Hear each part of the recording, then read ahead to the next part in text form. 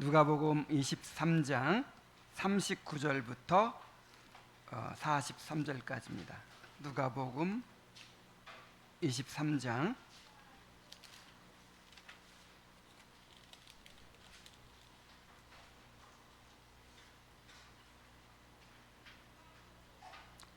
39절부터 43절까지 읽겠습니다. 달린 행악자 중 하나는 비방하여 이르되 내가 그리스도가 아니냐 너와 우리를 구원하라 하되, 하나는 그 사람을 꾸짖어 이르되 내가 동일한 정죄를 받고서도 하나님을 두려워하지 아니하느냐. 우리는 우리가 행한 일에 상당한 보응을 받는 것이니 이에 당연하거니와 이 사람이 행한 것은 옳지 않은 것이 없느니라 하고 이르되 예수여 당신의 나라에 임하실 때에 나를 기억하소서 하니, 예수께서 이르시되 내가 진실로 내게 이르노니 오늘 내가 나와 함께 낙원에 있으리라 하시니라. 아멘.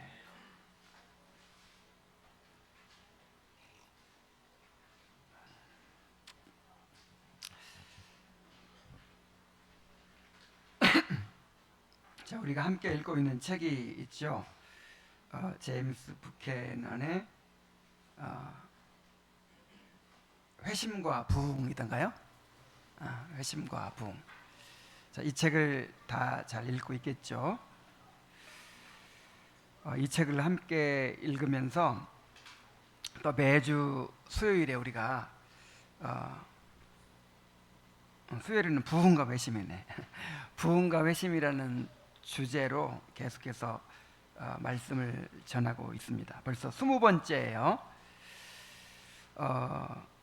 내가 이 주제를 계속 놓지 않고 계속해서 이 주제로 말씀을 전하는 것은 우리 가운데 부흥과 회심에 대한 갈망이 일어나고, 또 부흥과 회심을 간절히 기대하는 마음이 일어나고, 그리고 부흥과 회심을 위해서 간절히 또 기도하게 되도록 하기 위해서입니다. 그래서 요즘 유행하는 말로 하자면 빌드업을 하는 거예요. 빌드업. 계속해서 그렇게 마음을 모아가고 또 열망을 일으켜가고 동기를 부여해가고, 그래서 온 교회가 정말 이 부흥과 회심을 위해서 간절히 갈망하고 또 기도하게 만드는 것이 목표예요. 그렇게 되도록 지금 계속해서 말씀을 전하고 있는 것입니다. 그리고 이렇게 또 그 책을 우리가 함께 읽어가고 있는 거예요. 그런데 이것이 참 쉽지 않아요.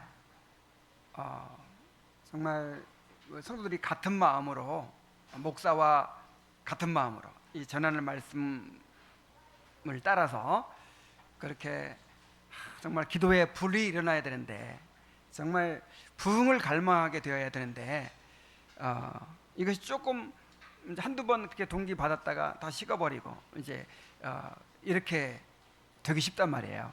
그래서 계속해서 그 불을 이제 꺼지지 않도록 계속 살려가는 일이 쉽지 않습니다. 이 목사 혼자서 되는 일은 아니죠. 말씀 전한다고 되는 일은 아닌데,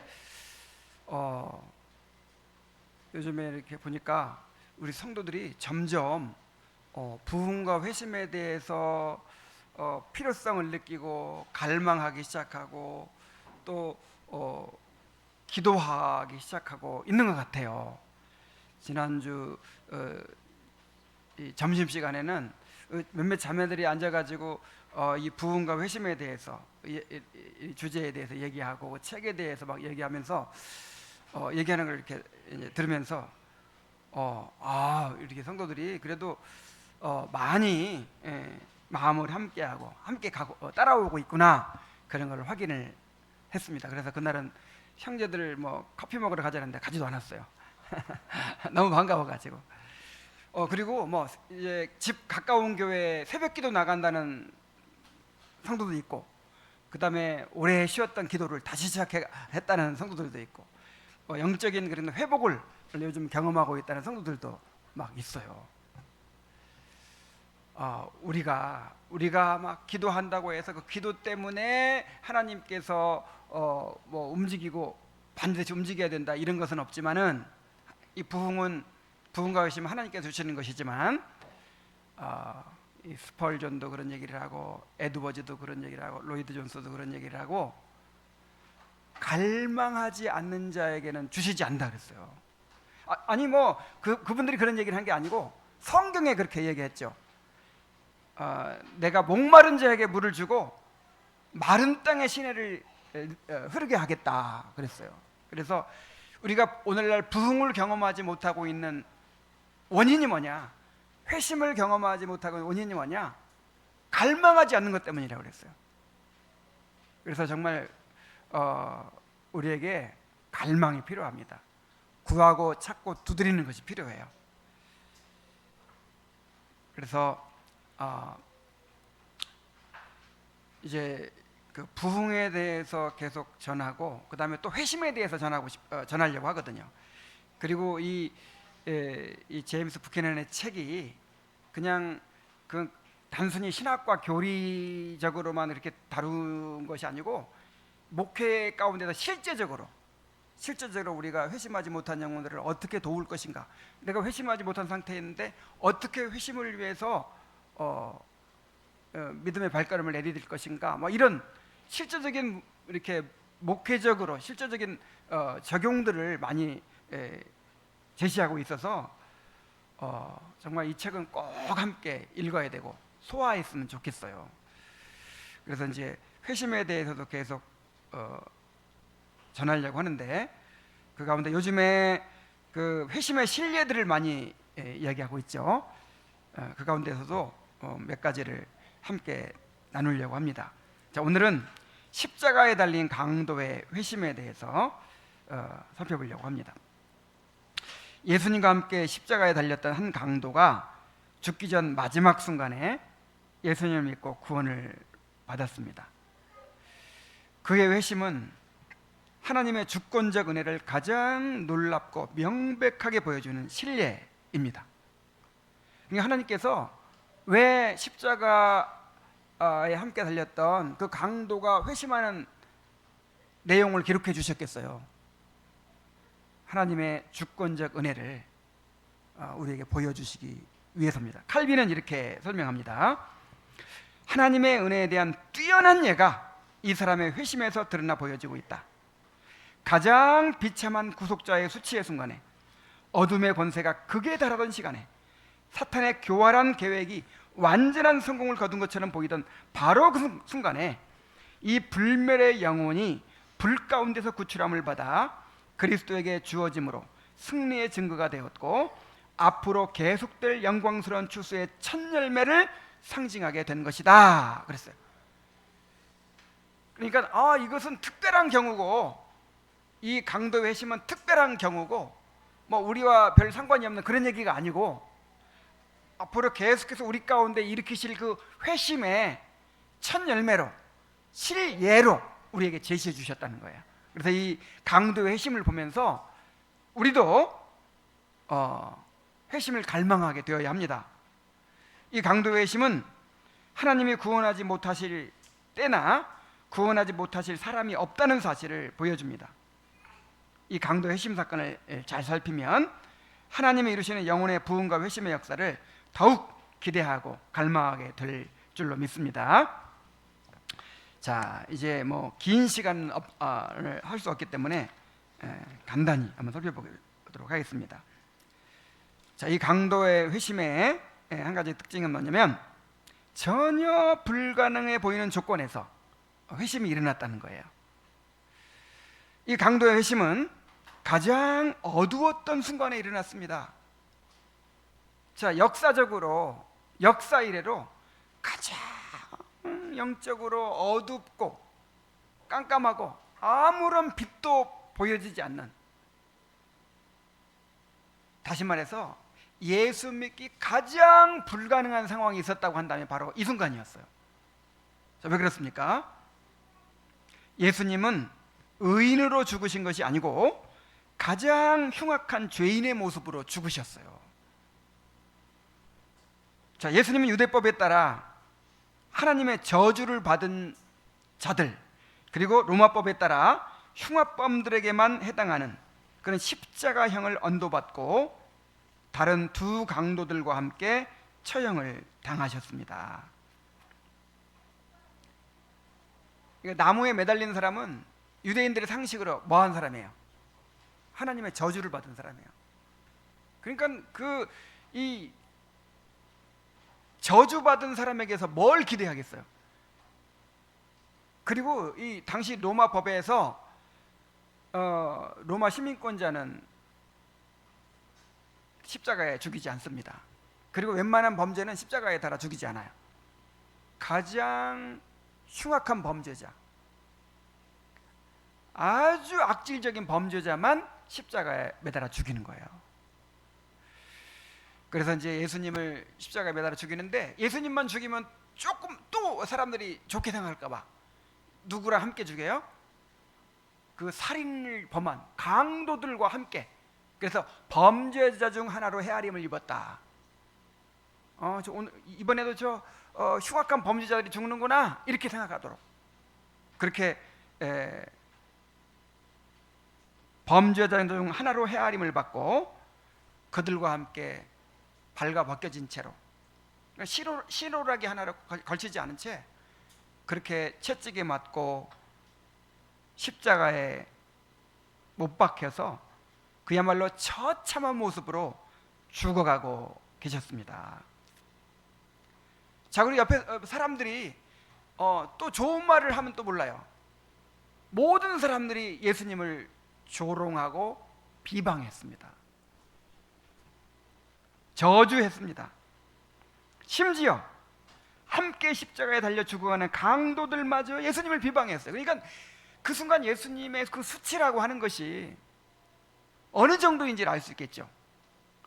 같이 재판받고 처형당하는 동료에게서조차 동정을 받지 못해요. 비난받아요. 자, 그를 따르던 제자들은 어떻게 됐습니까? 다 실망하여 떠나거나 두려워하여 숨어버렸습니다. 우리는 이 사람이 이스라엘을 구속할 자라고 바랐노라. 그러면서 두 제자가 엠마오로 내려갔죠. 그 밖에도 다 그냥 다락방에 숨어서 예수님을 다 버렸어요. 그래서 그때야말로 예수님을 믿는 것이 가장 어려운 상황이었어요. 인간적으로 볼 때.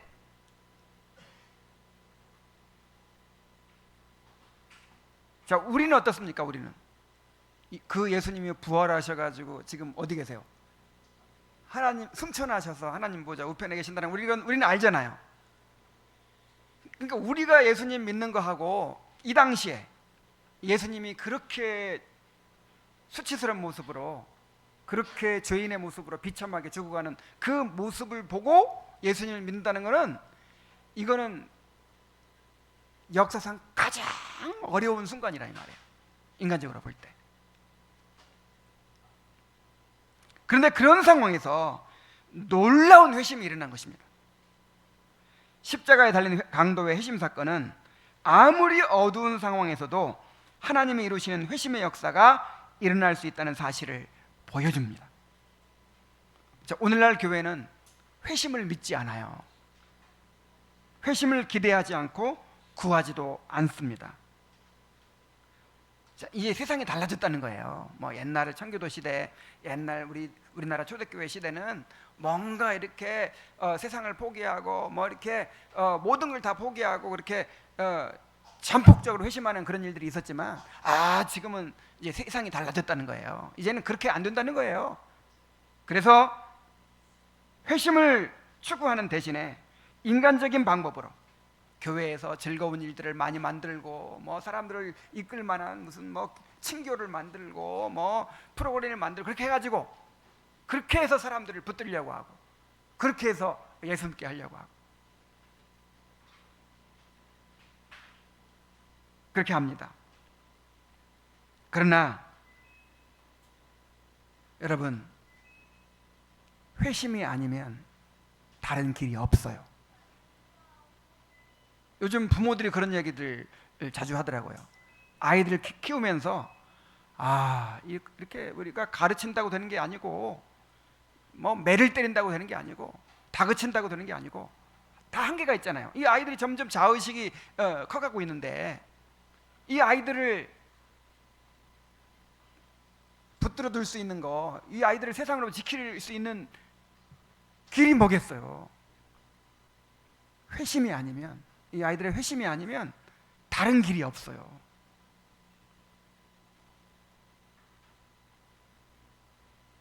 하나님은 오늘날에도 회심을 일으키십니다. 오늘날에도 영혼이 회심합니다. 영혼의 회심은 있어요. 이 교회가 추구해야 되는 것은 영혼의 회심이에요. 회심. 회심이 아니면 그 어떤 방법으로도 우리가 사람을 변화시킬 수 없고 이 세상으로부터 지킬 수 없습니다. 이 강도는 언제 회심했어요? 가장 불가능해 보이는 그 순간에 회심을 했습니다. 그리고 이 강도 자체가 가장 구원받기 어려운 조건을 가지고 있어요.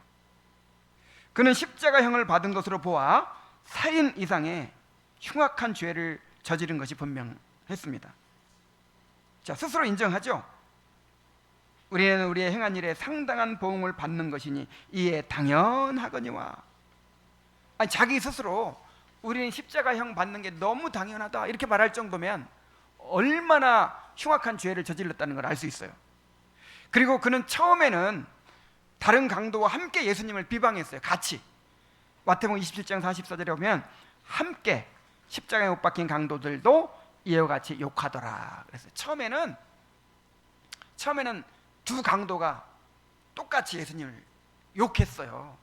사람이 이 고통을 받으면 그냥 막 분노가 일어나잖아요. 그거를 막 누구한테 쏟아야 되는데 괜히 그냥 그 옆에 십자가에 달린 유대인의 왕이라는 죄패 쓰고 사람들이 네가 구원자라면 네 자신을 구원해봐라 막 이런 말 하니까 같이 막 그렇게 욕을 하는 거예요. 게다가 처절한 고통 속에서 죽어가고 있어요. 이 십자가에 매달리면 피를 다 흘리고 뭐 모든 신경 마디마디가 다 고통을 겪는데 그 중에서 가장 큰 고통이 뭐냐면 호흡곤란이래요. 호흡곤란. 숨을 한 번 쉬려면 못 박힌 막 이 발에 못 박히고 손에 못 박혔는데 이 끌어당겨 가지고 이렇게 막 온 힘을 써야 숨이 쉬어지는데 그때 그 고통과 이 숨 쉬는 게 얼마나 힘겨운 일인지 결국 호흡곤란으로 죽는다는 거예요. 그런 상황이에요. 지금 그렇게 해서 죽어가고 있어요. 막 가쁜 숨을 몰아쉬면서 고통을 당하면서 죽어가고 있어요.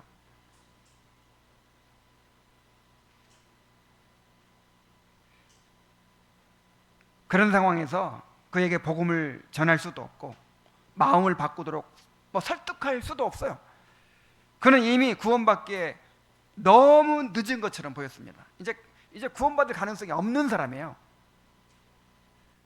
그러나 하나님은 그런 사람에게 놀라운 회심을 일으키심으로써 하나님이 구원하지 못하실 사람이 없다는 사실을 보여주셨습니다. 하나님께서 택하신 사람은 결국 회심하게 됩니다. 자, 이런 상황에서도 회심해요. 죽기 직전에 회심했어요. 우리는 누가 하나님의 택한 자인지 알 수가 없습니다. 그러므로 모든 사람들의 회심을 위해 기도하면서 복음을 전해야 돼요. 그래서 강도의 회심은 정말 불가능한 상황. 예수 믿는다는 것이 예수님을 믿는다는 것이 완전히 불가능해 보이는 그런 상황. 그리고 그 사람 자체도 정말 회심할 수 없는 도무지 회심할 가능성이 없는 그런 상태에서 갑자기 회심을 한 거예요. 자, 강도가 회심하게 된 과정을 한번 봅시다. 자, 십자가 위에서 그의 지성에 어떤 변화가 발생하게 됐어요. 다시 말하면 뭔가 깨달음이 생겼다는 거예요. 깨달음이. 그는 먼저 자신의 죄를 깨닫게 되었습니다. 누가복음 23장 40절로 41절 상반절에 보면 하나는, 자, 이 강도를 말하는 거예요. 하나는 그 사람을 꾸짖어 이르되 내가 동일한 정죄를 받고서도 하나님을 두려워하지 아니하느냐. 우리는 우리의 행한 일에 상당한 보응을 받는 것이니 이에 당연하거니와. 자, 그의 고백은 단순히 도덕적으로 범죄했다는 것이 아니라 하나님 앞에서 죄인임을 깨닫고 하나님의 진노와 심판을 두려워하고 있음을 보여줍니다. 네가 하나님을 두려워하지 않느냐. 그러니까 자기는 지금 뭐 하고 있다는 거예요? 하나님을 두려워하기 시작한 거예요. 그리고 지금 내가 십자가에 달려서 이렇게 죽는 거는 내가 지은 죄에 대해서 당연한 형벌이다.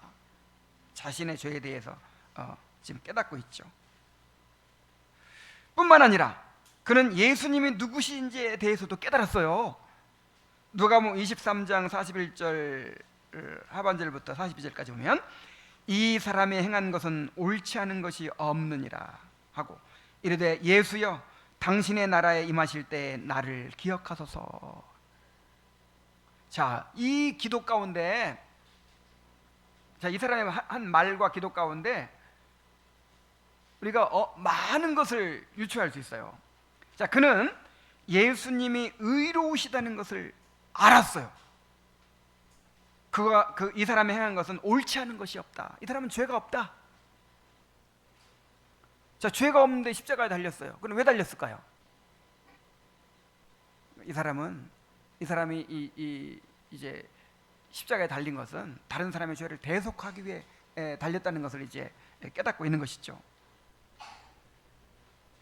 그는 예수님이 하나님 나라의 왕이시며 따라서 십자가에서 죽으시더라도 다시 살아나셔서 하나님 나라에 들어가실 것을 알았습니다. 예수여 당신의 나라에 임하실 때에, 당신의 나라에 들어가실 때에 그 뜻이거든요. Into your kingdom.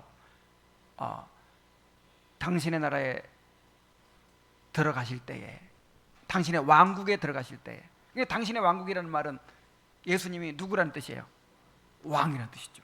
예수님이 하나님 나라의 왕이시고 이제 이렇게 십자가에 달려 죽더라도 어디에 들어가신다? 하나님 나라에 들어가신다는 것을 알았어요. 그런 예수님을 믿는 자는 죽은 후에 하나님 나라에 들어가게 된다는 것을 또 알았어요. 그래서 예수여 당신의 나라에 임하실 때 나를 기억하소서 이렇게 기도할 수 있는 것이죠. 그러니까 나를 기억해 달라는 게 뭐예요? 나도 내가 죽은 후에 당신의 나라에 들어가게 해주옵소서. 그 뜻이잖아요. 그리고 그는 예수님이 자신과 같은 흉악한 죄인을 받아주시는 긍휼이 풍성하신 분임을 알았어요. 이야, 이 정말 놀라운 믿음입니다. 자기 같은 그런 흉악한 강도도 예수님이 구원해 주실 수 있다는 것을 믿었어요. 자, 이 강도가 어떻게 이러한 깨달음을 얻게 되었을까요? 자, 일단 그는 유대인이기 때문에 어렸을 때부터 배운 대로 하나님과 율법, 죄와 심판, 메시아의 약속에 대한 기본적인 지식은 있었을 거예요. 어렸을 때부터 그걸 배우고 자랐으니까. 자, 그리고 예수님과 함께 십자가에 달리는 과정에서 예수님의 모습을 보면서 그리고 그의 하시는 말씀과 또한 사람들이 예수님에 대해서 하는 말을 이제 들으면서 그렇다면 이분이 바로 그 성경에 약속된 바로 그 구원자시구나 하고 깨닫게 된 거예요. 그는 예수님이 울며 따라오는 여자들을 향해서 예루살렘의 딸들아 나를 위하여 울지 말고 너희와 너희 자녀들을 위하여 울라 하고 하시는 말씀을 들었습니다. 또한 그는 예수님이 십자가 위에서 그를 십자가에 넘겨준 사람들을 위해서 아버지여 저희를 사하여 주옵소서 자기 하는 것을 알지 못함이니이다 하고 기도하시는 모습을 보았습니다. 그는 예수님의 죄패에 유대인의 왕이라고 쓴 글을 보고 사람들이 만일 하나님의 택하신 자 그리스도여든 자기도 구원할지어다, 내가 만일 유대인의 왕이여든 내가 너를 구원하라 하고 외치는 소리를 들었습니다. 그러니까 이분이 죽는 이유가 뭐예요? 지금 예수님의 죄목이 뭐죠? 예수님의 죄목, 죄패에 살인자, 뭐 절도범 이런 식으로 죄패를 쓰는데 예수님은 죄패에 뭐라고 썼어요? 유대인의 왕. 유대인의 왕. 하나님께서 보내주시고자 하는, 보내시겠다고 하는 그 메시아라는 것이 죄목이에요. 그리고 사람들이 만일 네가 유대인의 왕이라면,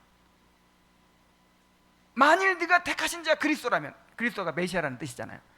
네가 만일 하나님 보내주시는 메시아라면 한번 너를 구원해봐라. 막 사람들이 이렇게 소리치는 걸 들으면서 그렇다면 이분이 자기가 메시아라고 주장한 것 때문에 이렇게 십자가에 달려 죽는구나, 사람들이 그거를 받아들이지 않아서 이렇게 이 사람을 매달아 죽이는구나 하고 깨달은 거예요. 그리고 그 예수님의 모습을 볼 때 성령께서 깨닫게 해주셨겠죠. 볼 때 이분이 거짓말하는 분이 아니고 죄인이 아니고 이 사람의 행한 것은 옳지 않은 것이 없느니라 라고 말할 수 있을 만큼 이분이 의롭다는 걸 깨달은 거죠. 그러니까 이분이 자기가 그리스도라고 주장한 것이 그렇다면 사실이라는 것을 이제 받아들이게 된 거예요.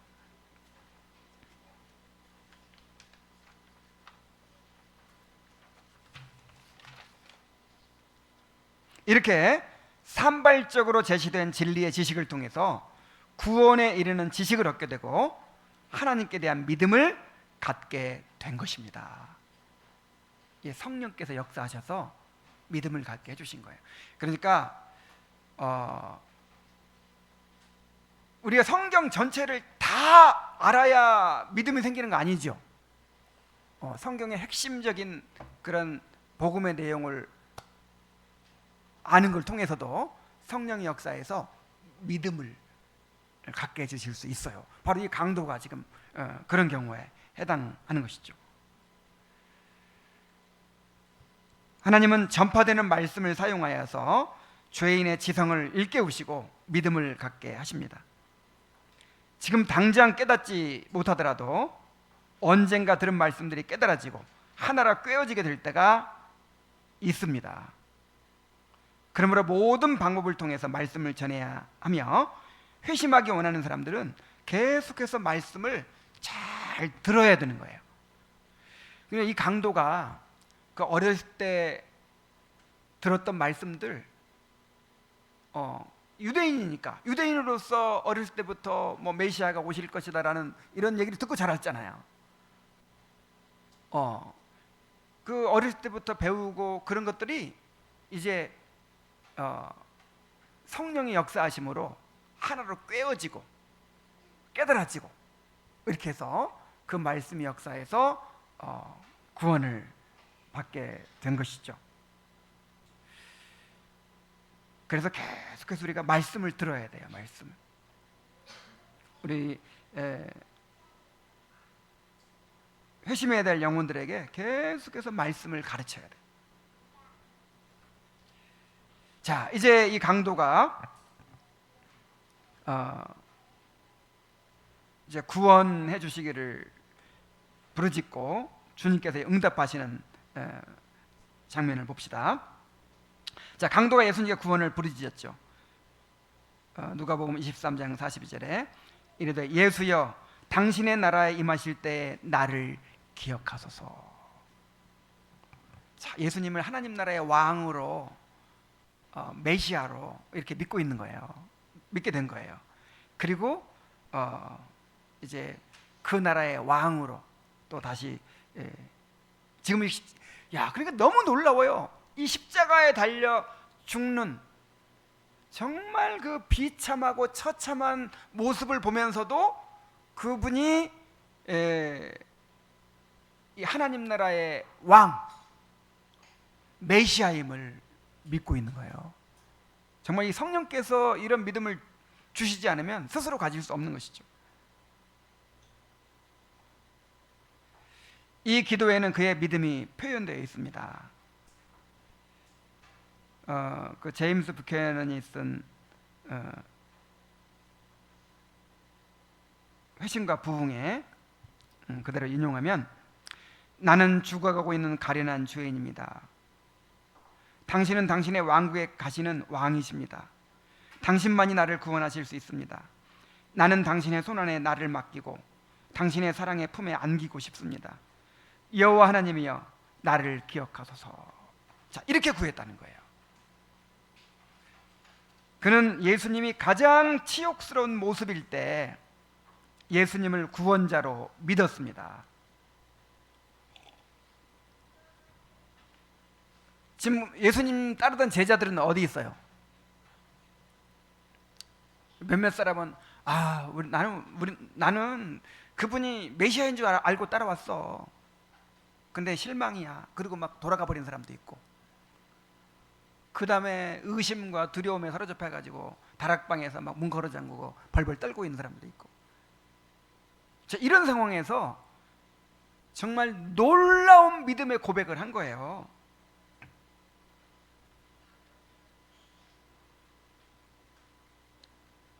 자, 칼빈은 이렇게 말합니다.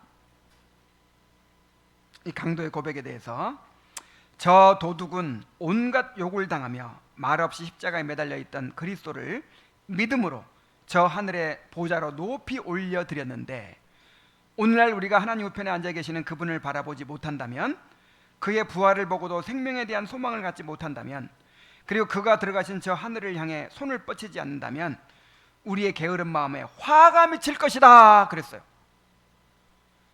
이 강도는 가장 깜깜한 상황에서, 아무것도 보이지 않는 가장 깜깜한 상황에서 예수 그리스도를 구주로 믿은 거예요. 하나님 나라의 왕으로 믿은 거예요. 얼마나 놀라운 믿음입니까? 우리는 어때요? 우리는 그 십자가에 달렸던 그분이 부활하셔서 승천하시고 지금 하나님 우편에 앉아 계신다는 것도까지 알잖아요. 우리는 너무나도 많은 증거들을 이 수천 년이 지나는 동안 다 보고 알잖아요. 그런데도 만일 예수님을 믿지 못한다면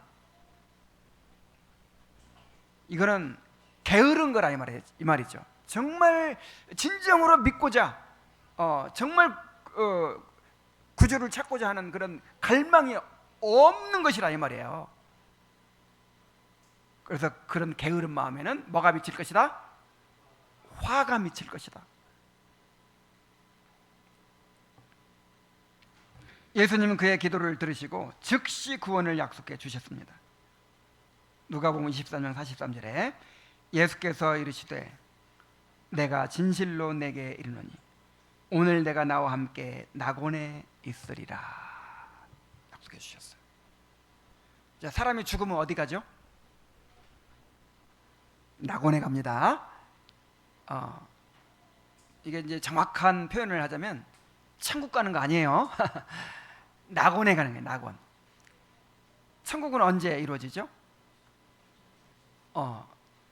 예수님이 재림하시고 죽은 자들이 부활해가지고 그때 이 땅이 이제 천국이 되는 거죠.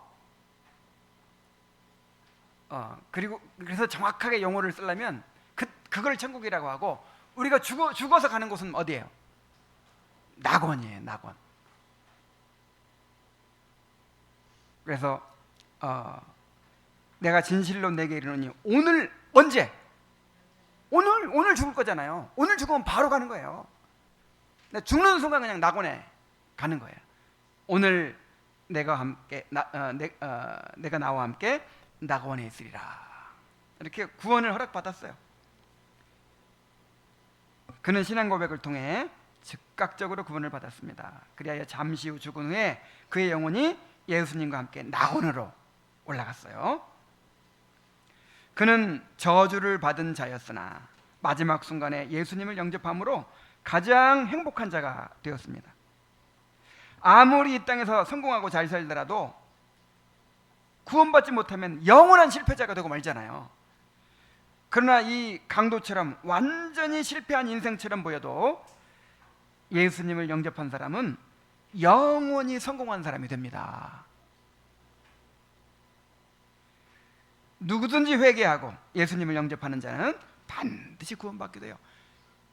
이 강도는요, 하나의 이 사례로서 우리에게 이제 기록해 주신 거예요. 이 강도가 구원받은 거 봐라. 너희들도 이렇게 믿으면 구원받는다. 이렇게 보여주신 거예요. 이것이 뭐 이 강도만 해당하는 특별 케이스가 아니죠. 하나님께서 구원하시는 그 원리를 우리에게 보여주신 거예요.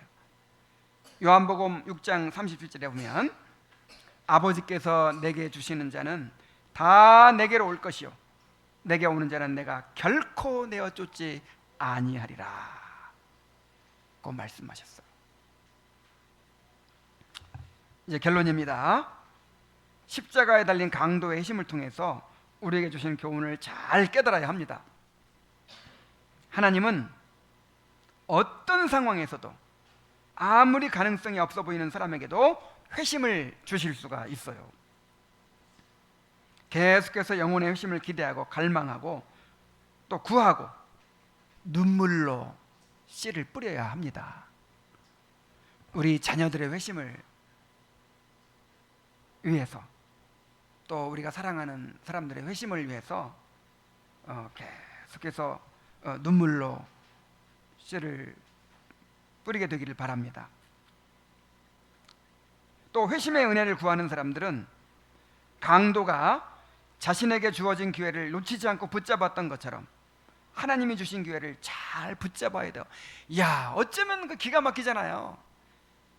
그 십자가에 매달려서 죽을 때까지 몇 시간, 길어야 몇 시간이에요. 그날은 다음 날이 안식일이었기 때문에 평일날 같으면 그냥 계속 매달아둬서 며칠간 가지만 그냥 몇 시간 만에 다리를 꺾어서 죽이잖아요. 그러니까 길어야 몇 시간이에요. 길어야 몇 시간. 그러니까 한 3시간 만에 이제 다리를 꺾어서 죽였거든요.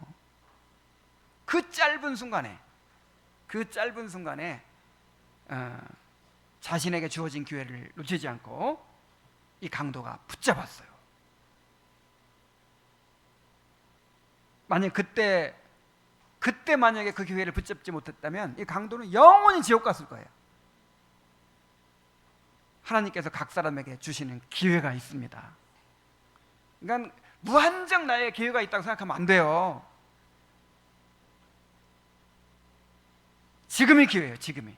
보라, 지금이 은혜 받을 만한 때고 구원의 날이라 그랬어요. 언제 구원받아야 돼요? 지금 구원받아야 돼요. 이 강도처럼 기회를 놓치지 말고 구원을 갈망하는 그런 사람들이 되기를 바랍니다. 자, 이제 말씀을 마쳤습니다. 이제 기도를 같이 하도록 하겠습니다.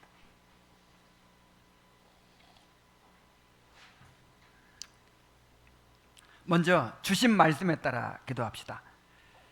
아무리 가능성이 없어 보이는 어두운 상황에서도 영혼의 회심을 일으키시는 하나님을 찬양하며 감사합시다.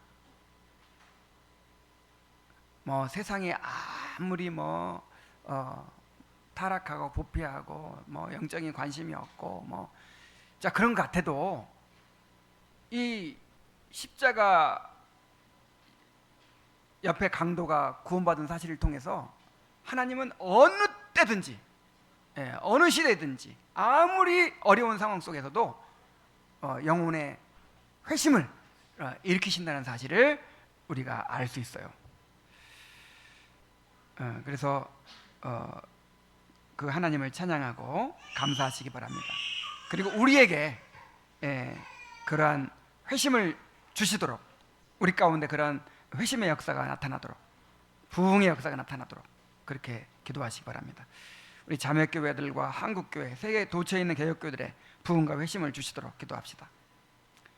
또 하나님이 행하시는 일들을 바라보면서 눈물로 씨를 뿌리는 사람들이 되도록 기도합시다. 우리 지난주에 그 말씀 들었죠? 울며 씨를 뿌리는 나가나 기쁨으로 거두리로다. 그래서 우리가 씨를 뿌리는데 어떻게 뿌려야 돼요? 정말 눈물로 씨를 뿌려야 돼요. 눈물로. 그래서 우리 자녀들의 회심을 위해서 눈물로 씨를 뿌려야 돼요. 우리 사랑하는 사람들의 회심을 위해서 정말 눈물로 우리가 씨를 뿌려야 돼요. 자, 그런 사람들이 되도록 기도합시다. 그 다음에 예배와 말씀을 위해 기도합시다. 요한복음, 대요리 문답, 또 부흥과 회심, 또 하이델베르크 문답 말씀을 위해서, 또 예배를 인도하고 말씀을 전하는 목사를 위해서, 예배에 참여하는 성도들을 위해서, 특별히 우리 자녀들을 위해서 기도합시다. 그 다음에 이번 주에 재직 기도회가 있고 또 형제 모임이 있어요. 30일 재직 기도회와 30일 형제 모임을 위해서도 기도해 주시기 바랍니다. 또 회심해야 될 영혼들, 영적인 회복이 필요한 영혼들을 위해서, 또 우리 자녀들의 회심을 위해서 기도합시다. 자, 우리 자녀들의 신앙과 학교 생활을 위해서 기도합시다. 또 임산부들의 건강을 위해서 기도합시다. 또 가장들의 신앙과 직장을 위해서 기도합시다. 하나님께서 기도에 응답해 주셔서 우리 진상철 형제가 좋은 회사에 취업을 했어요. 우리의 기도에 응답해 주셨습니다. 또 김진서 형제 체육관도 제가 지난주엔가 300명이 모집됐다는 얘기를 들었는데 계속해서 더 많이 모집이 될 수 있도록 그렇게 기도해 주시기 바라고, 이제 우리 이승엽 형제 또 이렇게 취업 준비를 하고 있는데 그 준비하는 모든 과정에 주님께서 함께 해주시도록 기도해 주시기 바랍니다. 그리고 김효영 자매 가정을 위해서 기도해 주세요. 내가 우리 김효영 자매 남편한테 전화를 한번 하고 만나러 가려고 했는데 이제 전화를 안 받아. 자기가 생각해보고 만날 날을 알려준다고 했는데 이제 하도 안 와가지고 전화하니까 안 받아요. 정말 주님께서 김효영 자매의 마음 붙들어 주시고 또 가정을 지켜주시고 인도해 주시도록 기도합시다.